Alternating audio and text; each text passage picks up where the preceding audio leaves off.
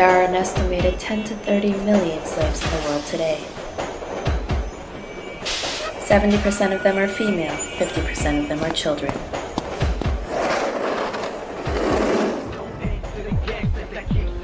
600 to 800,000 people are trafficked across international borders annually, 17,500 of them into the US. 161 countries engage in human trafficking as a source, transit point, and/or destination. Cases of human trafficking have been found in all 50 states. It is the second most lucrative crime, generating $32 billion annually.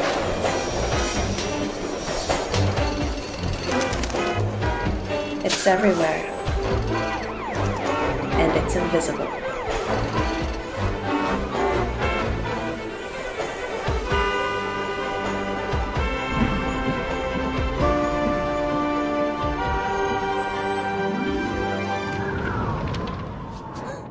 Slavery is what it's always been. It's people forced to work under a threat of violence, paid nothing. Modern-day slavery is an individual that's held against their will, either through force, fraud, or coercion, to perform an act for another person's economic gain. Human trafficking, as defined by the UN Trafficking Protocol, is the recruitment, transport, transfer, harboring, or receipt of a person by such means as threat or use of force or other forms of coercion, of abduction, fraud, or deception for the purpose of exploitation. One of the greatest contributing factors to human trafficking is the lucrative nature to this criminal activity. According to the International Labor Organization, this profitable enterprise generates $32 billion annually. To put this into perspective, that's more than Google, Starbucks, and Nike combined. And globalization is what makes it possible. Contribute the growth of human trafficking to economic globalization, frankly.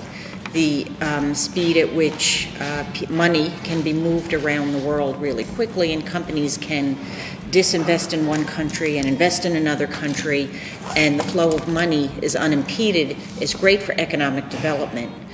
It's often not good for the people who are left behind in communities in which there is disinvestment or which are not latched into that global economy.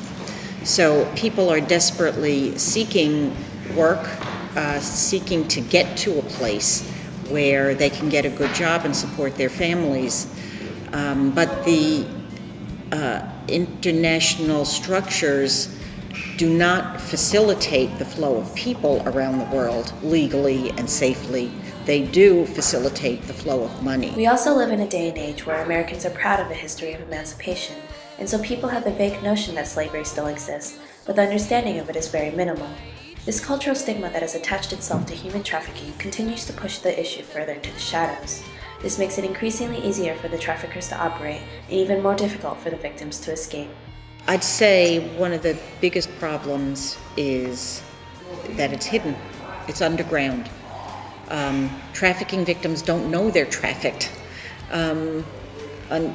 Certainly not until they get to the destination where they are trafficked to. A lack of recognition that this problem exists at all by the general public is a problem. There's so many reasons why it's difficult. Most people are not aware that this is going on, and it's not going to stop until we are all aware. It is time for the world to acknowledge that slavery still exists and that it's not going away on its own. To increase awareness and promote acceptance of this issue is a good first step, but there needs to be an effective application of preventative measures that follow. The more sophisticated human traffickers actually use our own immigration system to entrap people. It's not only the language barrier that we have to overcome as law enforcement, but it's also the cultural barrier where they're not going to speak to someone that is not of their culture. So it is very difficult to detect, it's very difficult to investigate. Prevention in the U.S. To protect kids from being fed into the system. And a huge body of work still has to be done on training. On training what a child trafficking victim looks like so that they can be properly identified and referred.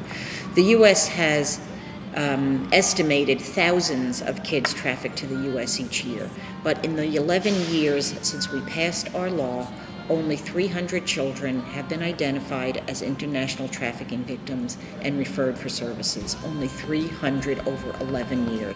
Which points to another reason why the world's fight against human trafficking has been rather futile. There is a serious lack of enforcement. The work of abolitionists over several decades has helped establish more clear-cut definitions and regulations against the trafficking of humans. But if these laws are not actively imposed by the states and other actors, they become essentially pointless. One of the very important things for us is the Convention on the Rights of the Child, an international human rights convention that's been ratified by every country in the world except the United States.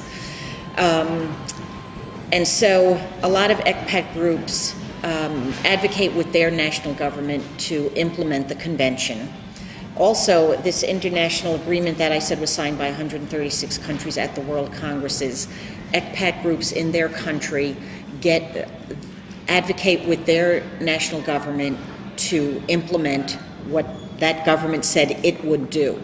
And this is a very important part of our work in the United States. So we are happy that the U.S. goes to the international meetings and signs statements saying that they will do this wide variety of things to protect kids from sex trafficking. That's great.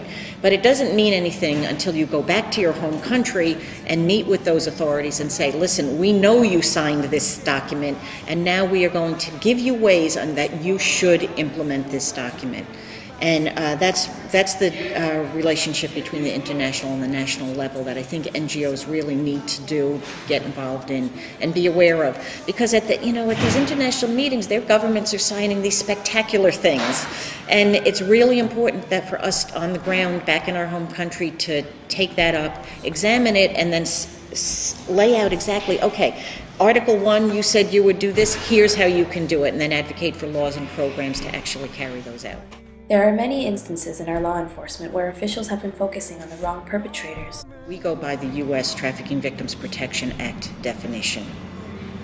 So it's very important for us to have that definition, in fact, and it's really, it was earth-shaking for us when that law was passed in 2000, because not only does it define a victim of human trafficking for international trafficking, but it also defined any person under 18 years old induced to perform a commercial sex act, that's the wording in the law, as a victim of human trafficking, meaning a child under 18 in the United States involved in sexual exploitation is not a criminal, he or she is a victim of human trafficking. And that for us was earth-shattering, because at the state level, many of these kids are arrested and treated as criminals.